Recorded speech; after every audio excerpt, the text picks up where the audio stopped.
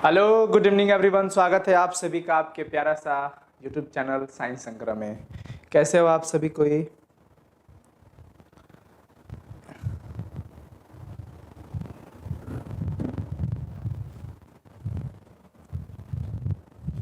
थोड़ा सा देर क्या हो जाए, आप लोग तो हल्का मचा देते हो। कोई नहीं। तो आज इम्पोर्टेंट चैप्टर है। जैसा कि मैं आपको बता दूं कि हम लोग क्लास 12 हिंदी काव्यखंड जो पढ़ने जा रहे हैं, इसके पहले के जो चैप्टर्स थे वो हम लोग कर चुके हैं ऑलरेडी। उसके बाद वन शॉट भी कराए गए थे। फिर भी कुछ बच्चों के डिमांड्स है कि सर चैप्टर वाइज अलग अलग जरूर करवा दीजिएगा। तो आज हम लोग अगला चैप्टर जो है वो हम लेकर के आए हैं। आपका कौन सा? जन जन का चेहरा एक। इससे पहले वाले जो चैप्टर्स थे वो हो चुका है, ठीक है ना। तो आप सभी कोई जुड़ जाए फटाफट से, फिर हम लोग स्टार्ट करते हैं लेक्चर को। आज बहुत ही इंपॉर्टेंट चैप्टर है और यहाँ से कई बार क्वेश्चन पूछे गए हैं और वाकई में ये 2022 बोर्ड एग्जाम के लिए ना ये काफी इंपॉर्टेंट है, बहुत ही ज्यादा इंपॉर्टेंट है। तो सभी बच्चे जुड़ जाएंगे एक बार प्लीज।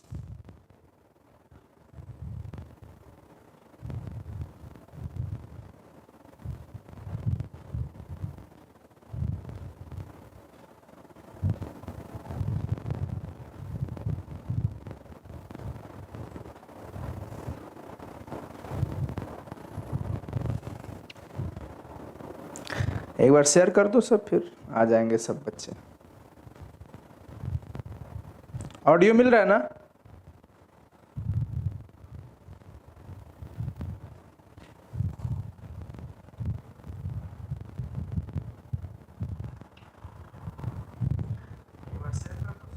ऑडियो मिल रहा है। चलिए स्टार्ट करते हैं हम लोग। जन जन का चेहरा एक जो चैप्टर है उसके लेखक हैं गजानन माधव मुक्तिबोध। गजानन माधव मुक्तिबोध इस चैप्टर के लेखक हैं। कौन? गजानन माधव मुक्तिबोध। इनका जन्म हुआ था बच्चों 13 नवंबर 1917 को। याद रखिएगा, ये क्वेश्चन पूछता है। 13 नवंबर 1917 को इनका जन्म हुआ था। और आप भी चैट सेक्शन में इसको जरूर लिखें। क्यों? क्योंकि लिखने से प्रैक्टिस होगा। निधन इनका जो हुआ था 11 सितंबर 1964 को हुआ था। निधन मतलब हो गया मृत्यु। इनकी जो मृत्यु हुई थी वो 11 सितंबर 1964 को इनकी मृत्यु हुई थी। जन्म स्थान इनका जो है वो सेवपुर ग्वालियर मध्य प्रदेश में हुआ था। ये चीजें बिल्कुल ध्यान रखना होगा। क्यों? क्योंकि यही सब ऑब्जेक्टिव क्वेश्चन आपसे पूछा जा सकता है, ठीक है ना। तो ऑब्जेक्टिव पे पकड़ बनाना बहुत इंपॉर्टेंट है। वैसे भी आपका पैटर्न में वही चीजें है, ऑब्जेक्टिव तो बिल्कुल 100 आएंगे। निधन कहां पे हुआ था इनका? भोपाल में इनकी मृत्यु हुई थी जब ये 46 वर्ष के थे। उम्र 46 वर्ष था और फाइनली इनका जो मृत्यु हुआ था भोपाल में हुआ था। जन्म कहां पे हुआ था? मध्य प्रदेश के ग्वालियर की श्योपुर जगह में इनका क्या हुआ था बच्चों?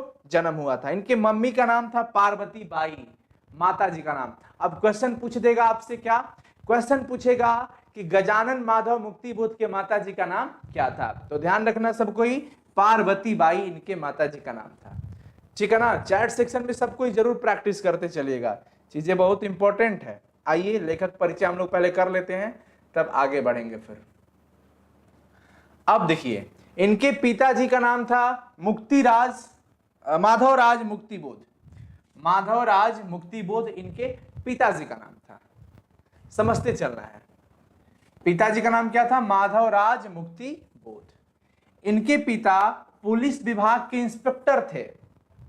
अब देखो कितना क्वेश्चन यहां से बन रहा है, बहुत ही क्वेश्चन बन रहा है। इनके पिता पुलिस विभाग के इंस्पेक्टर थे। अक्सर उनका तबादला होता रहता था। तबादला, पोस्टिंग हुआ करती थी, यहां से वहां, यहां से वहां जाते रहते थे। ट्रांसफॉर्मेशन भी कहा जा सकता है। इसलिए मुक्तिबोध की पढ़ाई में बाधा पड़ती रहती थी। मुक्तिबोध जी की पढ़ाई में बाधा आती रहती थी क्योंकि स्टेबल एक जगह इनके पिताजी रहते नहीं थे। यहां से वहां, वहां से वहां तबादला होता ही रहता था। शिक्षा की अगर हम बात करते हैं, उज्जैन, विदिशा, अमझरा, सरदारपुर आदि स्थानों पर प्रारंभिक शिक्षा इनकी हुई है। 1930 में उज्जैन के माधव कॉलेज से ग्वालियर बोर्ड की मिडिल परीक्षा में असफल रहे हैं। ये बड़ी इंपॉर्टेंट है। क्या है? 1930 में उज्जैन के माधव कॉलेज से, उज्जैन के माधव कॉलेज से ग्वालियर बोर्ड की मिडिल परीक्षा में ये असफल रहे हैं, मतलब पास नहीं हुए हैं। पुनः 1931 में सफलता प्राप्त हुई, 1930 में फेल हुए, 31 में फिर जाकर के पास हुए, और 1935 में माधव कॉलेज से इंटरमीडिएट किए हैं। तब क्वेश्चन पूछेगा कि गजानन माधव मुक्ति बोध जी ने किस कॉलेज से इंटरमीडिएट किया, तो आप क्या कहोगे? 1935 में उन्होंने माधव कॉलेज से उन्होंने इंटरमीडिएट किया। 1937 में इंदौर के होलकर कॉलेज से बीए में असफल हो गए। देखिए इनकी पढ़ाई ना, ये बीए में भी क्या हो गए? असफल हो गए। 1937 में इंदौर के होलकर कॉलेज से बीए में ये असफल रहे। पुनः 1938 में सफलता प्राप्त हुई। 1938 में क्या हुई बच्चों? सफलता प्राप्त हुई। हाँ, 1938 में देखिए यहां पर सबसे यूनिक चीजें जो देख रहे हैं हम लोग कि 30 में फेल हुए, 31 में पास, फिर 35 में माधव कॉलेज से इंटरमीडिएट हुआ, ठीक है, 37 में होलकर कॉलेज से बीए में असफल हो गए, फिर जाके 1938 में सफल हुए। मतलब एक साल में ये क्या हो जा रहे हैं? ये सफल हो रहे हैं और फिर ये असफलता वाली चीजें चल रही है इनकी। समझ आ रहा है ना? एक बार बता देंगे सभी कोई, ठीक है। 1953 नागपुर विश्वविद्यालय से हिंदी में एमए इन्होंने किया। अब देखो पूछा जाएगा कि गजानन माधव मुक्ति बोध किस विषय से एमए किए थे, तो आप कहोगे कि गजानन माधव मुक्ति बोध जी ने 1953 में नागपुर विश्वविद्यालय से हिंदी में एमए उन्होंने किया था, ठीक है ना? हिंदी में उन्होंने एमए किया था, हिंदी विषय से। ये चीजें काफी ही ज्यादा इंपॉर्टेंट है, ध्यान रखना सब। अब देखो 20 वर्ष की छोटी उम्र में बड़नगर मिडिल स्कूल से मास्टरी आरंभ की इन्होंने। 20 वर्ष की छोटी उम्र में, 20 वर्ष, जब ये 20 वर्ष के थे ना, तो बड़नगर मिडिल स्कूल से मास्टरी इनकी स्टार्ट हो जाती है। वहां ये पढ़ाने लगते हैं। क्या करने लगते हैं? पढ़ाना स्टार्ट कर देते हैं। अब देखिए अनेक स्थानों पर नौकरी करते हुए सन 1948 में नागपुर आए। कई जगहों पर इन्होंने जॉब किया, नौकरी किया। 1948 में फिर कहां पहुंच गए? नागपुर। अब देखो ये इतनी बारीकी से मैं आपको इसलिए कंटेंट दे रहा हूं ताकि भैया एक भी ऑब्जेक्टिव आपसे एग्जाम में छूटे नहीं, एक भी ऑब्जेक्टिव एग्जाम में छूटना नहीं चाहिए, चाहे कुछ भी हो जाए। समझ गए? नागपुर के प्रकाशन तथा सूचना विभाग में पत्रकार के रूप में अक्टूबर 1948 से सितंबर 1965 तक बने रहे वहां पर। अब देखिए ये पूछा जा सकता है कि सूचना, नागपुर के प्रकाशन तथा सूचना विभाग में ये कब से कब तक रहे, तो ध्यान रखना है 1948 से 1965 तक ये रहे। कहां पे? नागपुर के प्रकाशन तथा सूचना विभाग में। और किस पद पर थे बच्चों? पत्रकार के रूप में थे वहां पर। किस रूप में थे? पत्रकार के रूप में। फिर नागपुर में ही रेडियो के हिंदी प्रादेशिक सूचना विभाग में अक्टूबर 1954 से अक्टूबर 1956 तक रहे। ये सब डेट बिल्कुल याद रखना है, तब जाकर के चीजें आपको और अच्छे से समझ में आएगी। अब देखिए, अब एक सवाल पूछा जाता है बड़ा इंपॉर्टेंट कि नया खून का संपादन कब किया गया, और ये क्वेश्चन यहीं से है। देखिए 1956 में ही नागपुर से निकलने वाले पत्र नया खून का संपादन हुआ। नया खून पत्रिका कहां से निकलती थी? नागपुर से। कहां से? नागपुर से निकलने वाला पत्र नया खून, इसका संपादन 1956 में किया गया था। फाइनली मुक्ति बोध जी नया खून से मुक्त कब हो गए? 1958 में। 1958 से दिग्विजय महाविद्यालय राजनांदगांव में प्राध्यापक के पद पर भी इन्होंने रहा। समझ गए ना? चीजें क्लियर है बच्चों? ठीक है। अब देखिए इनकी कृति के बारे में हम बात कर लेते हैं। यहां से भी कई सारे क्वेश्चन पूछे जाते हैं और कृति बड़ा ही मतलब अच्छे तरीके से आपको यहां पर दिया जा रहा है कि चांद का मुंह टेढ़ा है। बिल्कुल याद रख लेना, चांद का मुंह टेढ़ा है, ये किनकी कृति है? चांद का मुंह टेढ़ा है, ये कृति गजानन माधव मुक्ति बोध जी की है। यह कविता संग्रह है, 1964 में मतलब ये प्रकाशित की गई थी। और इसको देखिए भारतीय ज्ञानपीठ पुरस्कार, भारतीय ज्ञानपीठ पुरस्कार, नई कविता का आत्मसंघर्ष, नई कविता का आत्मसंघर्ष तथा अन्य निबंध। कुछ बच्चे हिस्ट्री और पॉलिटिकल के बारे में पूछ रहे हैं, हालांकि बात सही कह रहे हैं, सही है आपका कहना। एक्चुअली जो सर आने वाले थे उनकी तबीयत काफ़ी ज़्यादा खराब है, कल ही आने वाले थे, लेकिन अचानक से खबर मिला कि वो नहीं आ पाएंगे कुछ कारणवश, तो फिर हमने अल्टरनेट ऑप्शन रखा है। तो वो हमको उम्मीद है कि 1 से 2 दिन में वो भी अवेलेबल हो जाएंगे। तो आपका चीज़ें, मैं खुद टेंशन में हूँ कि कैसे आपका वो चीज़ें करना है। टेंशन मत लीजिए, आप लोग भरोसा रखें, कोशिश जारी है, ठीक है ना। हिस्ट्री पॉलिटिकल बहुत ही जल्द डिलीवर होगा, कंटेंट बहुत ही जल्द। 1 से 2 दिन और हमें मौका दीजिए बस। नई कविता का आत्मसंघर्ष तथा अन्य निबंध, ये भी निबंध संग्रह 1964 में प्रकाशित हुई विश्व भारती प्रकाशन से। तो ये सारी चीजें देख लेने का एक बार स्क्रीनशॉट ले लेंगे आप तो बेहतर रहेगा। एक बार स्क्रीनशॉट इसका ले लीजिए, है ना, बहुत ही बेहतर है। ये पढ़ने की चीजें है और इसको ध्यान में रखिएगा। स्क्रीनशॉट ले लो आप इसका।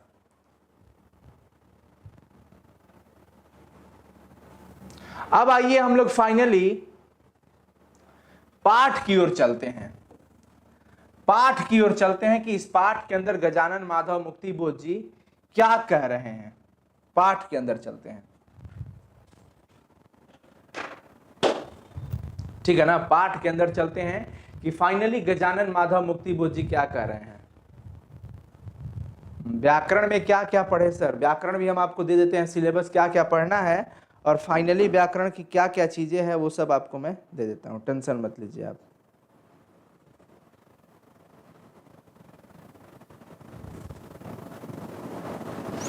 चलिए, चाहे जिस देश प्रांत पुर का हो, जन जन का चेहरा एक। मैं आपको पहले इस चैप्टर का उद्देश्य बता देता हूं कि इस चैप्टर के अंदर क्या पढ़ने को मिलेगा और इस चैप्टर का मेन मुख्य उद्देश्य क्या है। देखिए, लेखक जो है हमारे कवि गजानन माधव मुक्तिबोध, ये कविता जो लिखे हैं, इस कविता के माध्यम से वो ये बताना चाहते हैं कि हमारा जो देश है भले ही स्वतंत्र है, लेकिन फिर भी ये कुछ लोगों के द्वारा इसको ये किया जा रहा है। मतलब हमारे समाज में रह रहे अनेक प्रकार के, अनेक स्तर के लोग हैं, और जो बड़े स्तर के लोग होते हैं या फिर पूंजीपति वर्ग के लोग होते हैं ना, वो निम्न वर्ग के लोगों को, अर्थात गरीबों को, गरीब तबके के लोगों को बड़ा ही सताते हैं, शोषण करते हैं। तो और ये चीजें सिर्फ भारत देश में ही नहीं, दुनिया के, इस पृथ्वी के हर कोने कोने में ये सिलसिला जारी है। गजानन माधव मुक्तिबोध जी अपने इन पंक्तियों के माध्यम से यही बातें हम लोग को बताना चाहते हैं कि ऐ शोषण करने वाले सुन लो, कब तक शोषण करोगे? अब हम भी सब शोषित होने वाले जग चुके हैं। हमें अब पता चल चुका है कि तुम बड़े बड़े लोग जो होते हो ना, तुम हम लोगों को शोषण करते हो, दबाते हो, शोषित करते हो लगातार। तुम शोषण करने वाले भी एक जैसे हो, केवल भारत में नहीं, पूरे, चाहे जिस देश प्रांत पुर का हो, दुनिया का कोई भी हिस्सा हो, दुनिया का कोई भी कोना हो, हर जगह पर तुम सब दबाने वाले एक जैसे दिखते हो। और हम सब भी दबने वाले भी, जो हम लोगों को शोषित करते हो ना, हम सब भी एक ही जैसे हैं। तो जन जन का चेहरा एक, पहले शीर्षक पे थोड़ी देर बात करेंगे हम। जन जन का चेहरा एक मतलब क्या? कि सभी लोगों की चेहरे एक है। इस शीर्षक से क्या तात्पर्य है? जन जन का चेहरा एक, इस शीर्षक से क्या मालूम पड़ता है? शोषण करने वालों का भी चेहरा एक है और दबने वालों को, जिसको शोषित किया जा रहा है, उसका भी चेहरा एक है। आइए हम पंक्तियों को जब डिस्कशन करेंगे ना, समझेंगे, तो आपको फाइनली बहुत अच्छे से चीजें समझ में आ जाएगी। देखिए, चाहे जिस देश प्रांत पुर का हो, जन जन का चेहरा एक है। इस धरती का कोई भी हिस्सा हो, किसी भी देश में चले जाइए, कोई भी क्षेत्र में चले जाइए, सभी लोगों के चेहरे एक है। ऐसा नहीं कि चेहरा रियल में चेहरे एक है, वो चेहरा एक नहीं, ये जो चेहरे कहे जा रही हैं, आइए, पीड़ा, दर्द, सब कुछ एक होने वाला है। एशिया की, यूरोप की, अमेरिका की गलियों की धूप एक, चाहे वो एशिया हो, चाहे यूरोप हो, चाहे अमेरिका हो, हर गली की धूप एक है। तात्पर्य समझते चलिएगा, हर गली की धूप एक है। कष्ट, दुख, संताप की चेहरों पर पड़ी हुई झुर्रिया का रूप एक। कष्ट, दुनिया के जितने भी लोग हैं ना, एशिया के हो, यूरोप के हो, अमेरिका के हो, किसी भी गली में चले जाओ, हर गली के जो लोग हैं ना, सब एक ही प्रकार के कष्ट, एक ही प्रकार के दुख सहन कर रहे हैं। क्या भाई? तो कुछ लोगों के द्वारा उनको शोषित किया जा रहा है, दबाया जा रहा है। चेहरों पर पड़ी हुई झुर्रिया, चेहरों पर जो झुर्रिया दिख रही है ना, ये खुशी के चेहरे नहीं बन रहे हैं हमारे। क्यों? क्योंकि हमको तो पीड़ा दिया जा रहा है, दर्द दिया जा रहा है। हम सबका चेहरा उसी में झुलस गया है और झुर्रिया एक है, क्योंकि हम भी सैड, वो भी सैड, ये भी सैड। चाहे अमेरिका का हो, एशिया का हो, यूरोप का हो, कहीं का भी हो, जन जन का चेहरा एक है। जोश में यो ताकत से बंधी हुई, अब क्या? जोश में यो ताकत से बंधी हुई मुट्ठियों का एक लक्ष्य, अब सुन लो, सुधर जाओ। अब हम जग चुके हैं, बहुत दबा लिए अब तुमने, बहुत खेल खेला है तुम सबने। जोश में यो ताकत से बंधी हुई, अब हम जोश में हैं, अब हम यूनिटी में हैं, मतलब हम एकता में आ गए हैं। अब मुट्ठियां जो बंदी है ना, मुट्ठियों का लक्ष्य एक ही है, तुम्हें उड़ा डालेंगे। दबाने वालों सुन लो कान खोल के और आंख खोल के, देखोगे भी एक दिन तुम सबको उड़ा डालेंगे हम सब मिल करके। क्या समझते हो, दूध मुही बच्चा है कि बच्चा जब रोने लगे तो दूध पिला दो? ऐसा मत समझना। मुट्ठियों का एक लक्ष्य, अब हमारे मुट्ठियों का एक लक्ष्य हो चुका है, पृथ्वी के गोल चारों ओर के धरातल पर, पृथ्वी के गोल चारों ओर के धरातल पर, दुनिया के किसी भी कोने में चल जाओ, है जनता का दल एक। अब जनता का दल एक है, एक ही पक्ष है, हम जनता सब एक हो चुके हैं और तुम वाट लगाने वाले। अब हम तुमको जलता हुआ लाल की भयानक सितारा एक, उद्दीपित उसका विकराल सा इशारा एक। जलता हुआ लाल की भयानक सितारा एक, उद्दीपित उसका विकराल सा इशारा एक। अभी भी एकदम भयानक डरावना सा इशारा है तुम्हारे लिए, समझ जाओ। इंसान के लिए इशारा काफी है। और जलता हुआ लाल की भयानक सितारा एक। अब देखिए आगे, गंगा में, इरावती में, मीनाम में अपार अकुलाती हुई, नील नदी अमेजन मिसौरी में वेदना से गाती हुई। गंगा नदी हो, इरावती नदी हो, मीनाम हो, अपार अकुलाती हुई, व्याकुल है ये। नदियों के जब धार बहते हैं ना, तो ऐसा लगता है कि कष्ट, दुख, संताप की आवाजें सुनाई देती है। इन नदियों के किनारे बसे हुए गांव के जो लोग हैं सब कष्ट सहते हैं, पीड़ा सहते हैं। और शोषण करने वालों अब तो संभल जाओ।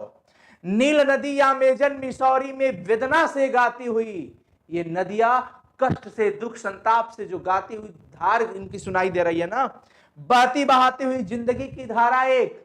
ऐसा लग रहा है कि पूरी जिंदगी इसी में बहती जा रही है, इस धारा में कष्ट, दुख की पीड़ा, दर्द सुनाई दे रही है इन नदियों के धारा में। प्यार का इशारा एक, क्रोध का दुधारा एक। सोच लो, प्यार से हम इशारा करते हैं तुमको, अभी भी संभल जाओ। प्यार का इशारा एक, क्रोध का दुधारा एक। पृथ्वी का प्रसार, अपनी सेनाओं से किए हुए गिरफ्तार, गहरी काली छायाएं पसार कर खड़े हुए शत्रु के काले से पहाड़ पर, काला काला दुर्ग एक, जन शोषक शत्रु एक। तुम सब अपने काले करनामों से चारों तरफ, काले करनामे फैलाने वाले, देखिए लिखा गया गहरी काली छायाएं पसार कर, चारों तरफ काले करनामे पसार रखे हैं तुम लोग, है ना। खड़े हुए शत्रु के काले से पहाड़ पर, शत्रु की तरह तुम सब खड़े हो। किसकी तरफ? शत्रु की तरफ। समझिएगा बड़ी अच्छे से। जन शोषक शत्रु एक, तुम जनता का शोषण करने वाला, तुम दुश्मन सब एक हो। ऐसा नहीं है कि यहां पर अलग वहां पर, नहीं नहीं नहीं नहीं, बिल्कुल ना। जन शोषक शत्रु एक, जनता का शोषण करने वाला शत्रु एक ही है, एकदम एक जैसा है सब। आशामयी लाल लाल किरणों से अंधकार चुरता सा मित्र का स्वर्ग एक। क्या समझते हो कि अभी रात है तो रात ही रहेगा? नहीं, दुख के पीछे सुख, सुख के पीछे दुख, सुबह के पीछे शाम, सुबह के पीछे रात, रात के पीछे सुबह। अभी रात हुई है तो सुबह भी होगा, अभी सूर्य अस्त हुआ है तो सूर्योदय भी होगा। अभी आशाएं नहीं दिख रही है अंधेरों में, पर सूर्योदय होगा तो सारी आशाएं दिखेगी, और वही हमारा एक मित्र होगा जो हमें आशा दिखाएगा। आशामयी लाल लाल किरणों से अंधकार चिरता सा, अंधकार, अभी अंधेरा फैला है, दबा लो, जितना शोषण कर रहे हो कर लो। अभी हमारी जिंदगी में अंधेरे थे, लेकिन अब उजाला होने वाला है। क्यों? क्योंकि इस अंधकार को चिरता हुआ जो सूर्य निकलता है ना, लाल लाल किरणों से अंधकार चिरता सा, वही हमारा एक मित्र का स्वर्ग एक, वो एक मित्र की तरह है, जन जन का मित्र एक, हम सबका वही मित्र है। इसलिए मोटिवेशन की लाइनें ये भी होती है बच्चों कि आज दुख है तो कल सुख भी होगा, अभी रात है तो कल सुबह भी होगा, है ना। इसलिए दुख में घबराना नहीं चाहिए, हिम्मत रखिए और दुख से निकलने का रास्ता खोजिए कि आप दुख से कैसे निकल पाएंगे, उसका रास्ता खोजिए। विराट प्रकाश एक, क्रांति की ज्वाला एक। अब जो ये प्रकाश निकल गया ना, सूर्योदय हो चुका है, हम सब जग चुके हैं, हम सब एकता में बंध चुके हैं, क्रांति की ज्वाला एक है। हमारी क्रांति भी एक ही है, लक्ष्य भी एक ही है। दबाने वालों, शोषण करने वालों, सोच लो। जो पंडित जी ब्याह कराते हैं ना, वो पंडित जी श्राद्ध भी कराते हैं। गद्दी पे बैठाना हम ही ने तुमको सिखाया था, गद्दी पे हमने बैठाया, आज गद्दी पे शेर बन रहे हो। तो जिसने तुम्हें बैठाया है ना, वो उठा भी सकता है तुमको। क्रांति की ज्वाला एक है, धड़कते वक्षों में है सत्य का उजाला एक। ये वक्ष में, धड़कते वक्षों में, सीना में हमारा धधक रहा है सत्य का उजाला एक। हम सत्य पे चलेंगे और हमारी जीत भी होगी। उजाला हमारा दिख रहा है, मतलब हम प्रकाशित प्रकाश में हैं। लाख लाख पैरों की मोच में है वेदना का तार एक। लाख लाख, ये इतने सारे लोगों के पैरों की मोच, पैरों में जो मोच पड़े हैं, दर्द है, दुख है, पीड़ा है, संताप है, इस सब का तार एक है। हम सब एक साथ कनेक्टेड हैं। देखिए भाव को समझिएगा, मैं भावार्थ आपको बता रहा हूं। बात यह है, सबसे पहली बात तो यह है कि कविता के उद्देश्य को, पंक्ति को, आखिर इसका मतलब क्या निकल रहा है, ये मुझे आपको समझाना मेरा काम है। तो आप समझने की कोशिश कीजिएगा। लाख लाख पैरों की मोच में है वेदना का तार एक। ये लाखों लाख लोग जो दिख रहे हैं ना, ये पूरी धरती पर, सबके पैरों में जो मोच है, मतलब संकेत दिया जा रहा है दुख, दर्द, पीड़ा का। वेदना का तार एक, तार सब हम सब एक है, जन जन का चेहरा एक है। हिये में हिम्मत का सितारा एक। अब हमारे हृदय में अब हिम्मत आ गया, सितारा। अब वो हमारे अच्छे दिन लौटने वाले हैं। वो कौन से अच्छे दिन, मतलब अभी वाला अच्छा दिन मत कहना, यहां पे हम बात कर रहे हैं। हिये में हिम्मत का सितारा एक, हमारे हृदय में हिम्मत का एक सितारा एक है। अब हम जीतने वाले हैं, जंग लड़ेंगे और जीतेंगे भी। क्रांति भी एक है, लक्ष्य भी एक है और चेहरा भी एक है। चाहे जिस देश प्रांत पूर्व का हो, चाहे कहीं का भी देश, कहीं भी जगह, कोई भी दुनिया का कोना हो, जन जन का चेहरा एक है। हम सबका लक्ष्य एक है, उद्देश्य एक है, क्रांति एक है, क्योंकि पीड़ा भी एक है। एशिया के, यूरोप के, अमेरिका, अच्छा ये तो हमने पढ़ ही लिया। हाँ, यहां पे एशिया के, यूरोप के, अमेरिका के भिन्न भिन्न वास स्थान, भले निवास स्थान अलग अलग है, कोई एशिया, कोई अमेरिका, कोई यूरोप, ठीक है, रहने दो यूरोप में। भौगोलिक ऐतिहासिक बंधनों के बावजूद अलग अलग देश है, तो क्या फिर भी हमारे पास कुछ रिश्ते हैं ना। ऐतिहासिक रिश्ता समझ लो या भौगोलिक रिश्ता समझ लो, सभी और बहनें हैं, सभी और भाई है। पूरे पृथ्वी पर हमारी जो रिश्ते बंधे हुए ना, उस रिश्ते की तरफ से हमारे सभी और भाई है, सभी और बहन भी है। और हम सभी भाई बहन मिलकर के तुम्हारी वाट लगाने वाले हैं। सभी और कन्हैया ने गाय चराई है, कन्हैया ने गाय चराई, इसका मतलब कन्हैया ने प्रेम बिछाया है चारों तरफ। यहां पर गाय चराने का मतलब क्या है? आज आपके गांव में, आपके खेत के बगल में कोई दूसरी गाय आ जाना, तो तुरंत डंडा लेकर पड़ जाएगा, गैया को पीट पाट देगा और आपको, जो गाय वाला मालिक है ना, बोलेगा कि कंट्रोल में रखिए, कहां रहते हैं, हमारे खेत में गाय घुस गई थी। लेकिन चल जाने के बाद भी अगर कोई नहीं बोले तो समझो वो आपसे प्रेम करता है। तो कन्हैया ने गाय चराई, कन्हैया की गाय चारों तरफ चरी, इसका मतलब देखिए, भावार्थ समझिएगा। कन्हैया ने गाय चराई है, इसका मतलब है कि कन्हैया ने पूरे पृथ्वी पर के सभी भाई और बहनों को एक किया, प्रेम बिछाया। कहने का मतलब यह है, प्रेम बिछाया। हम लोग चारों तरफ प्रेम से हैं, हम सब एक हैं, लेकिन तुम्हारी वाट लगाएंगे। किसकी? जन शोषक का। जो जन शोषक कर रहे हैं, दूसरे शब्दों में जो नेता सब है, यही लोग हैं। इनडायरेक्टली इन्हीं का मतलब है। जिंदगी की मस्ती की अकुलाती भोर एक। अब हमारे जिंदगी के वो मस्ती वाले दिन आने वाले हैं। हम भी ललायित हैं, व्याकुल है उस भोर के लिए, क्योंकि वो सुबह जल्दी आए जब हम मस्ती करते हुए दिखेंगे। मतलब हम जन शोषकों से मुक्त हो जाएंगे। बंसी की धुन सभी और एक है, बंसी भी बजेगी, जीत की बिगुल बजेगी, सभी और एक ध्वनि में सुनाई देगी। क्यों? क्योंकि हमारे मिशन भी एक है, लक्ष्य भी एक है, उद्देश्य भी एक है, क्रांति भी एक है, क्योंकि पीड़ा भी एक है। अब देखिए, दानव दुरात्मा एक, तुम दुष्ट दानव की तरफ हो, तुम्हारी आत्मा सब एक है। दानव दुरात्मा किसको कहा गया? जन शोषक को। दुरात्मा मतलब दुष्ट आत्मा। मानव की आत्मा एक, तुम दानवों की आत्मा भी एक ही है और हम मानव की भी आत्मा एक है, शोषक करने वाले भी और जिनको शोषण किया जा रहा है उसका भी। हम सब एक है, तुम लोग भी एक हो। शोषण करने वाला भी एक है और जिसका शोषण हो रहा है वो भी एक है। शोषक और खूनी और चोर एक, तुम सब शोषक, तुम खूनी, तुम चोर, तुम सब चोर और खूनी। सुन लो, तुम सब एक हो। बच्चों, तुम लोग को नहीं बोला जा रहा है, ये उन लोगों को बोला जा रहा है, ये हमारा एक्सप्रेशन है। जन जन के शीर्ष पर शोषण का खंड अति घोर एक, हमारे सभी ऊपर, जन जन के ऊपर तुम लोगों ने जो हथियार चलाया वो शोषण का, वो सब एक है। दुनिया के हिस्सों में चारों ओर जन जन का युद्ध एक। अब बहुत हुआ, अब बहुत हुआ। दुनिया के पूरे चारों तरफ, पृथ्वी के हर हिस्से में जन जन का, प्रत्येक लोगों का जो युद्ध होगा ना, वो भी एक होगा। क्यों? क्योंकि हमारा उद्देश्य भी एक है, लक्ष्य भी एक है और क्रांति भी एक है। क्यों? क्योंकि पीड़ा भी एक है। तुम जन शोषक एक हो, जनता का शोषण करने वाले सब एक हो और हम लोग भी एक ही हैं। मस्तक की महिमा व अंतर की उष्मा से उठती है ज्वाला अति क्रोध एक।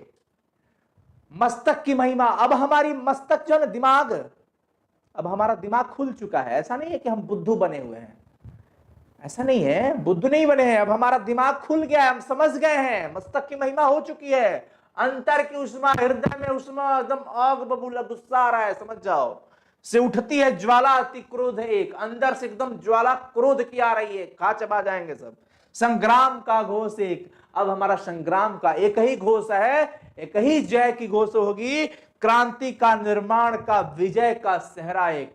क्रांति जो हमने निर्माण भी किया, क्रांति का, क्रांति भी एक, निर्माण भी एक और जीत का सेहरा भी एक है। हम जीतेंगे, हम जीतेंगे, चाहे जिस देश प्रांत पूर्व का हो, जन जन का चेहरा एक। कोई भी हो, जन जन का चेहरा एक। देखिए बच्चों, तो ये चीजें समझ में आ जानी चाहिए। हम लोग का चैप्टर का एक्सप्लेनेशन जो है ये समाप्त हुआ, चैप्टर एक्सप्लेनेशन समाप्त हुआ, ठीक है ना? समझ में आया?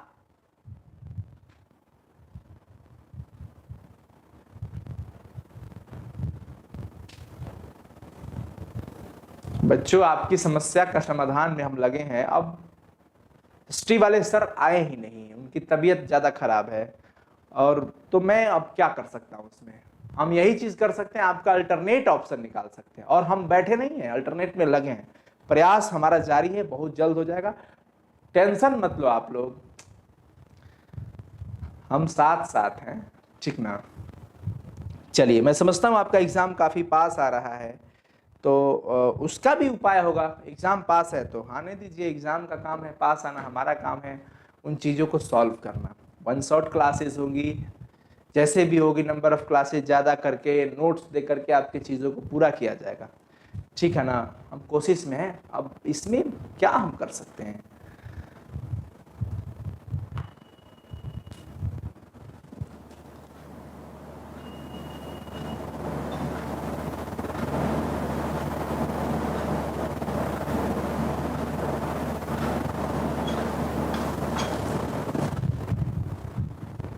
हाँ, समझ में आ गया होगा बच्चों, ठीक है ना? तो आप लोग इसको देखिएगा और इसका क्वेश्चन आंसर जो भी है चैप्टर वाइज एप्लीकेशन पर। और एक चीज मैं आपको बता दूं कि साइंस संग्रह ऑफिशियल ऐप पर जो चीजें चल रही है उसको देखते रहिए आप लोग, बहुत इंपॉर्टेंट चीजें हैं। अगर अच्छा लगे तो उसे आप परचेज भी कर लीजिएगा।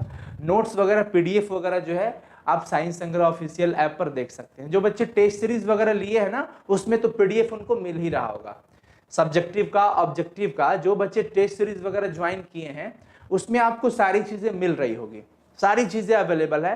तो मैं एक बार जरूर कहूंगा कि आप लोग टेस्ट सीरीज में जरूर पार्टिसिपेट करें, क्योंकि अब जो हम लोग टेस्ट सीरीज में काम कर रहे हैं वैकेंट पे, उसमें आप लोगों की बहुत सारी चीजें मिलने वाली हैं।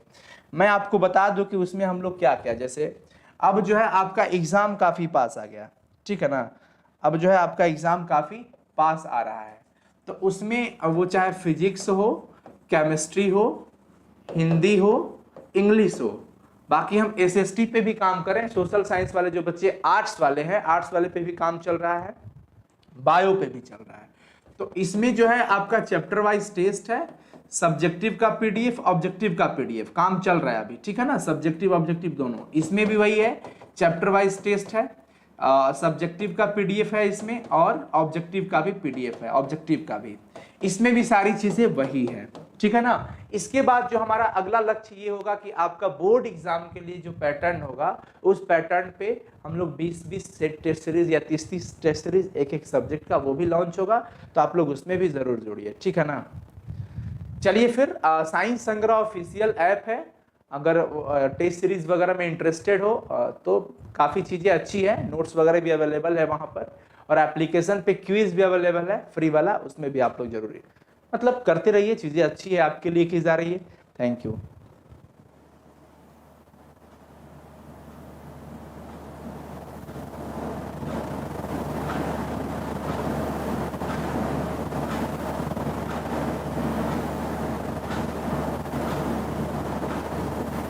हाँ, साइंस, अस्मिता मिश्रा का कहना है सर साइंस वाले के लिए क्रैश कोर्स, ठीक है, एकदम हम प्लान कर रहे हैं उस पर।